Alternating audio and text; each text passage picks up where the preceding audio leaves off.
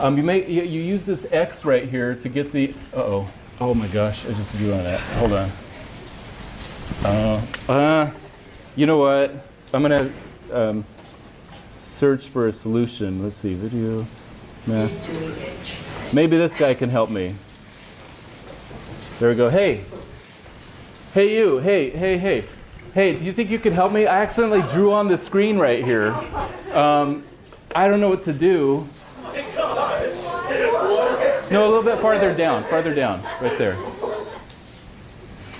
Yeah, there you go. I don't know what to do. You have an idea?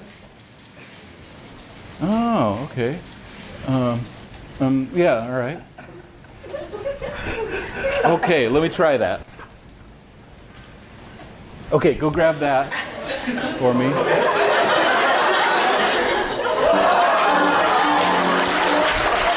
right. Move out of the way. Let's see if I can do this.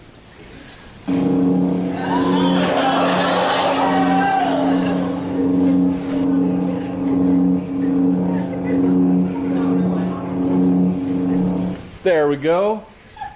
Okay, actually let me move this out of the way so you can see it there. Creativity, something that a lot of schools with their standardized testing pressure seem to be squeezing out.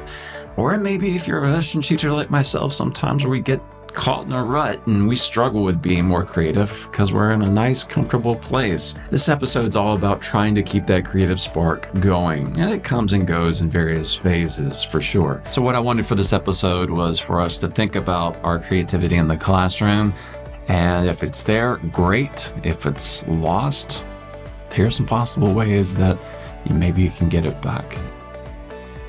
Mrs. G, she runs a website, Right On with Miss G, and she had a blog post that fits this topic really well, and it's titled 15 Ways to Jumpstart Your Creativity as a Teacher. One thing I'm often asked is, how are you so creative? How do you come up with all of those engaging lessons? While I've always loved to dream, write, construct, and create, creativity can feel just as elusive to me as it probably does for you. I consider myself a creative person, but that doesn't mean I was born with it. In fact, I disagree with those who believe that creativity is an inherent gift. As creative as I may seem, it doesn't always come naturally for me. I experience creative ruts. Often, I get writer's block, and I have days when I feel like I am totally out of ideas. The difference is that when I feel this way, I have habits and tricks to help me train my brain and jumpstart my creativity. So I wanted to share my best tips for jumpstarting your creativity. It turns out that many of my tried and true tricks are backed by neuroscience. I hope these 15 ideas inspire you to sit down and start creating. Number 1, read a book or listen to a podcast. When you expose yourself to new information, you are more likely to think of creative ideas. It doesn't have to be a teachery book or podcast. In fact, it's probably better if it's something different. After all, creativity usually isn't thinking of something brand new. It's making connections, synthesizing ideas, or representing a complex idea with something more familiar. I find that I'm most creative after I've read or listened to other information.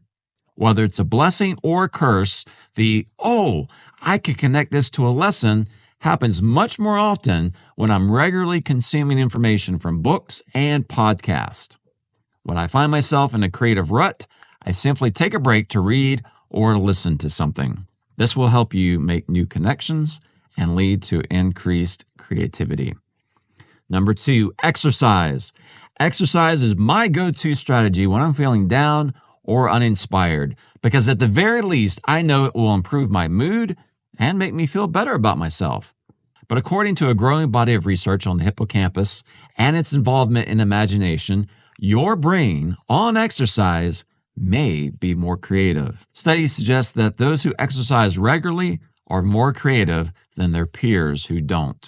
For me, any exercise seems to get my mind buzzing with ideas, but I'm the most creative after a run, whether it's the hippocampus activation or just the mood-boosting endorphins. One thing is for sure, I am always happy I worked out, and I feel ready to tackle the work on my to-do list.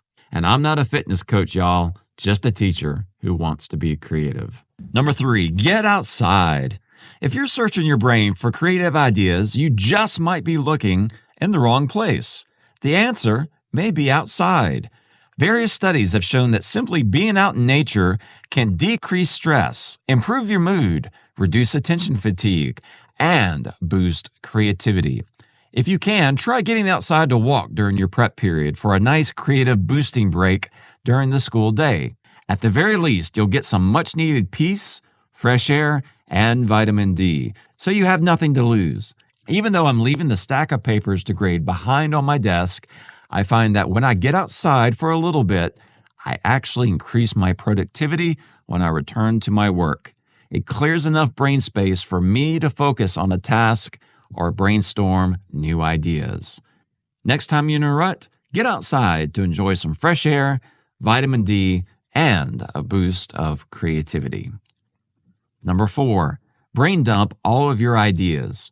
Even if you feel like you have no good ideas, brain dump whatever thoughts you have. Even if the ideas that seem stupid, the ideas you know you don't have enough time to accomplish, the ideas you don't love, whatever. Just dump them so they're not hanging out and taking up space in your brain. I brain dump in a variety of places. The notes section on my phone, my planner, Google Docs, and a sticky note idea bulletin board. I get stressed when ideas exist only in my mind because I fear that I will forget them. So the act of writing them down frees up some of that brain space I need to actually accomplish the ideas. I don't know if I believe in the whole manifesting idea, but I do know that jotting these ideas down makes them more real and likely to be created. Sometimes I write these same ideas in my planner week after week because I know that eventually I might have the time or energy to bring them to life. This makes me feel better when I'm in a creative slump or a time crunch. Knowing that I have ideas hanging out in my planner or phone is comforting because when I'm ready, I can hit up that list and start creating. Number 5, collaborate with other teachers. Like I mentioned earlier, creativity is more about combining ideas than conceiving an entirely original idea. One of the best ways to jumpstart your creativity is to simply find another human and chat about your ideas. You might not be able to freely brainstorm during your scheduled teacher-team meetings, but consider setting aside some time to brainstorm and collaborate with other teachers. If this isn't an option, find some teachers online and bounce ideas off them. If you really want to get wild, try collaborating with the teacher in a different subject area and brainstorm some innovative cross-curricular connections. One of the best ways to improve your creativity is through collaboration with other teachers, whether they're in your building or online. Number 6, take a break and switch tasks. Creativity can be weird and elusive. If you're anything like me, it comes and goes. So I've learned to embrace it when I have it, and I've stopped forcing it when I don't. Sometimes the best thing you can do is take a break, switch tasks, and return to your creative endeavors later. If you're trying to lesson plan, but you have no creative ideas, give yourself a break. Straighten up your classroom. Get some grading done. Respond to a few emails. Give yourself some time away from the task and return to it later with a fresh set of eyes. Take the pressure off yourself and remember that you don't have to be creative all of the time. You'll have days, weeks, and even months when you're feeling less creative. It's completely normal, and usually your creativity will return when you least expect it because it's sneaky like that. Number 7, shift your mindset. When you're constantly busy and overwhelmed, your brain has very little space to dream, brainstorm, connect, and create. You're also more likely to think about negative outcomes instead of positive ones. If you shift your thinking, open up your mind, and embrace ideas instead of pushing them away, you'll be surprised with the creativity that comes to you. Here are a few ways to reframe your mindset. Number 1, ask yourself, if I wasn't stressed and overwhelmed, what would I do? Number 2, if you think or hear of an idea, say yes and instead of yes but. Instead of immediately thinking of all the reasons an idea might not work, consider why it might work. Number 3, ask yourself, if I knew I wouldn't fail, what would I do? If your mindset is holding you back from creativity, try focusing on positive outcomes. You've been listening to 15 Ways to Jumpstart Your Creativity as a Teacher by Mrs. G from rightonwithmissg.com. Now, there are 15 ways. I only read the first few, so I invite you to check out the link to her blog post that can be found within our show notes. So I hope you enjoyed this particular article. I appreciate your time, and we'll see you on the next program. Have an awesome week, teachers. We'll talk again soon.